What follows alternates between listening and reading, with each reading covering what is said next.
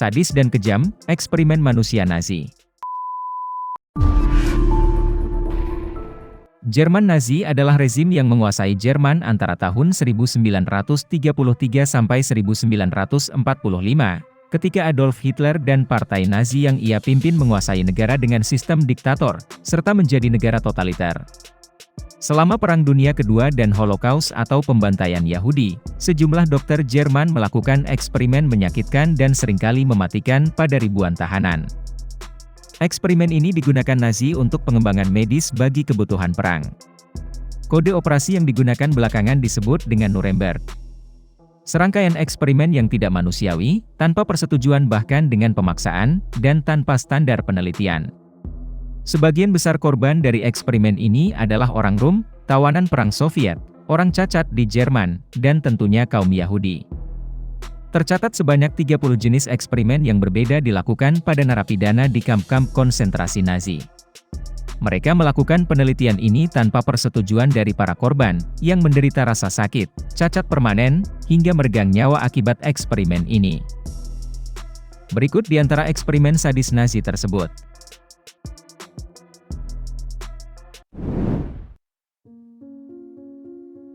Para peneliti di kamp konsentrasi Buchenwald, Weimar, Jerman, mengembangkan metode eksekusi individu dengan menyuntikkan fenol dan sianida kepada tawanan perang Rusia. Eksperimen juga menguji berbagai racun pada tubuh manusia dengan menambahkan bahan kimia berbahaya dalam makanan tahanan, atau menembak narapidana dengan peluru beracun.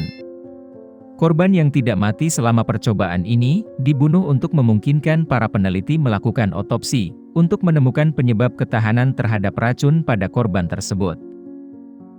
Bisa disimpulkan bahwa seluruh tawanan yang menjadi bagian dari eksperimen ini seluruhnya tewas, baik oleh racun atau dieksekusi.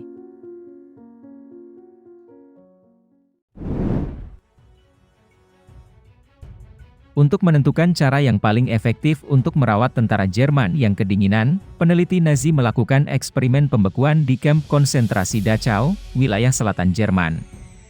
Di saat musim panas, selama 5 jam setiap hari peneliti Nazi menempatkan korban ke dalam tong berisi es beku dalam keadaan telanjang.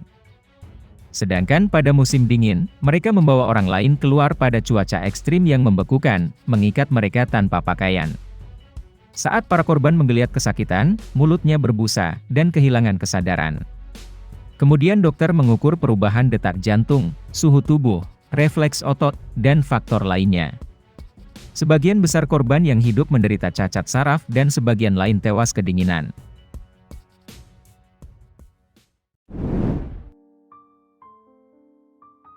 Pada pertengahan 1942, di Baranowicz, Polandia, eksperimen dilakukan untuk menguji seberapa keras manusia dapat menahan benturan di kepala. Di kamp Nazi itu, anak muda yang berusia belasan tahun diikat ke kursi sehingga dia tidak bisa bergerak. Di atasnya terdapat palu mekanik yang setiap beberapa detik turun dan menghantam kepalanya. Penyiksaan keji terus berulang hingga korban tewas.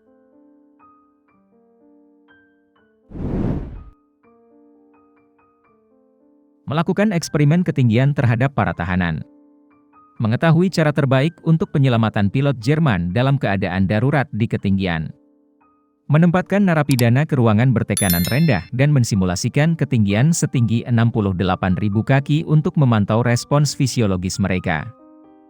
Selanjutnya, membedah otak korban saat mereka masih hidup untuk menunjukkan bukti bahwa penyakit ketinggian dihasilkan dari pembentukan gelembung udara kecil di pembuluh darah bagian tertentu dari otak. Dari 200 orang yang menjadi sasaran eksperimen ini, 80 tewas seketika dan sisanya dieksekusi mati.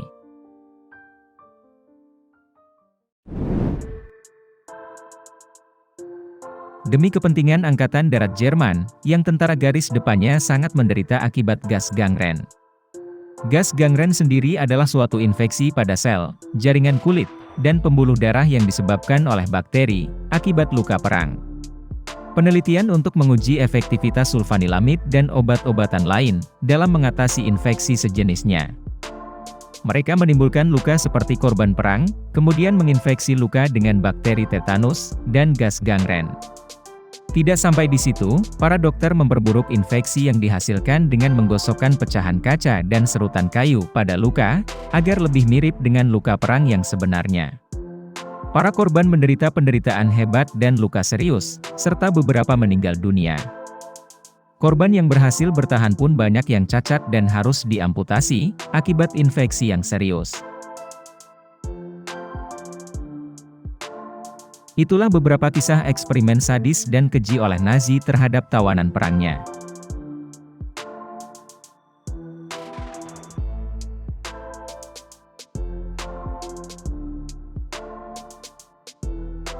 Bila ada diskusi atau kawan-kawan ingin memberi masukan terkait video selanjutnya, silahkan tinggalkan komentar di bawah. Terima kasih sudah menonton sampai akhir, sampai jumpa di video berikutnya.